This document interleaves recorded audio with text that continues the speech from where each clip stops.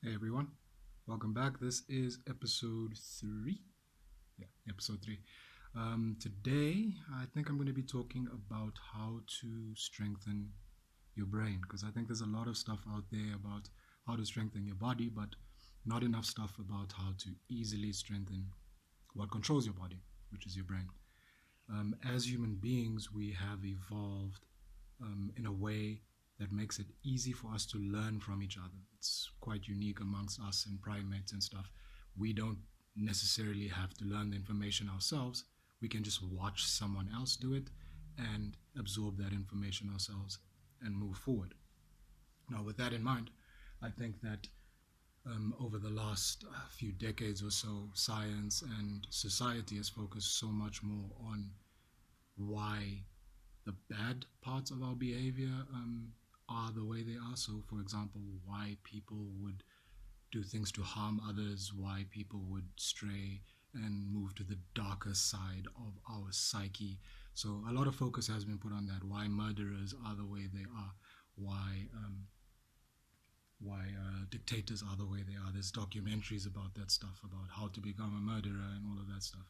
So we focused a lot on that, but we haven't focused on the sides of us that have evolved alongside these bad traits as well. So we've evolved to cherish and to really place high value in love, in trust, in friendship, and in a lot of good aspects. So I think we should focus more on these good aspects and why we've evolved to have these good aspects as well. So hopefully we'll see a bit more of that in future episodes.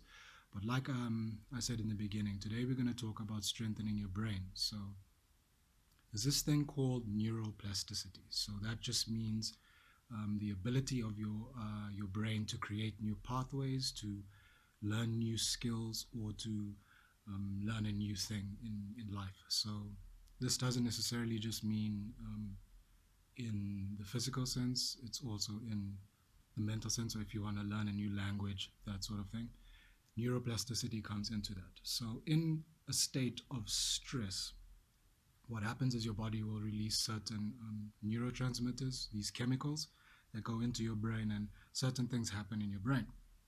So when you're stressed, for example, um, if you've ever been in some sort of accident or anything like that, you know this for sure. Time seems to slow down, but that's because your adrenaline is causing your brain to perceive a lot more impulses and inputs in the same period of time. So a lot more stuff is being processed in the same unit of time. So it seems like time slows down. It's just that your brain is processing a whole lot more stuff a whole lot quicker because of the stress response. Now, that same stress response can be used to trigger a state in your brain that allows you to learn a new skill or to develop a new skill. How I've seen this in my personal life is, for example, when I'm in a dance battle back in the day. I'm talking about the stress of going and performing in front of people and having to compete against this person and maybe be embarrassed by this person. That stress caused me to um, learn new ways of moving on the fly. I learned a lot of stuff from people I had just seen perform before me, and I thought, okay, maybe I can twist it and turn it this way and use it that way so that my performance is better. So in that way I created a new pathway in my brain. So this doesn't only apply to that, it applies to all the areas where you want to be creative in your life. Now, I think when I say that, I need to qualify that creativity doesn't only apply to the arts or to academics or things like that. You can be creative in anything you're passionate about. So, if you're passionate about football, you can be creative about football. If you're passionate, for example, about building things with your hands, you can be creative in that as well. You can find new ways to do things. So, in these times with COVID, where everyone is naturally stressed out, I think we should take that natural stress and use it to become creative and to learn new things in what we are passionate about. For myself, it's dance. For some of you out there, it might be increasing your knowledge. For others, it might be building things with your hands. And for some of you, it might just be in your nature with people, how you interact with people. So whatever you're passionate about, use these times of stress to recognize that that stress can be used to help you increase your creativity, protect your brain, and create new pathways. Because when you create these new pathways, it sends a nice signal to your brain that, hey, you're feeling good. So you do feel nice. When you learn something new, when you accomplish something new for the first time, you get this rush of dopamine, and that makes you feel good about yourself. So when you're a footballer, that first time you do around the world with your friends, that first time you get it right, that hit of dopamine you get, that's good for your brain. It makes you feel happy, and that's what we really want to push and stress in these times.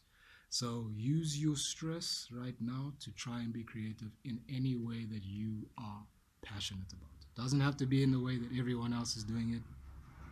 Do the things that you love, be passionate about them, recognize the tools that your body has given you over evolution, over these millions of years, if you believe that. But the tools that we've been given by nature, let's use these tools to forward ourselves, or to move ourselves forward in being in harmony with being here and being happy with the time we have. Because at the end of the day, that's all it's about. It's being happy. I hope you're well, and I'll see you guys soon. Been doing a lot more thinking. Take care of each other out there, and yeah, stay safe. Peace.